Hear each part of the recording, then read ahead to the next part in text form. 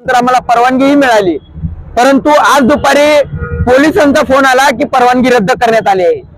आज या देशामध्ये भारतीय संविधान जिवंत आहे की नाही हा प्रश्न फोन आल्यानंतर मला पडला होता। कारण भारतीय संविधानाची प्रस्तावना वाचण्यासाठी विरोध होतो हे म्हणजे कुठेतरी मनोवादी व्यवस्था आज भारतामध्ये डोकं वर काढत आहे आणि या देशातील 18 पगड जातींना 12 बलुतेदारांना आणि भारतातील प्रत्येक धर्माला खंडित करून त्यांना अपमानित करण्याचा प्रयत्न आज ही मनोवादी व्यवस्था करत आहे। एकीकडे रामराज्य स्थापित करण्याच्या घोषणा करणारे मोहन भागवत भारतीय संविधानाच्या उद्देशिकेला विरोध करतात। ही कशासाठी?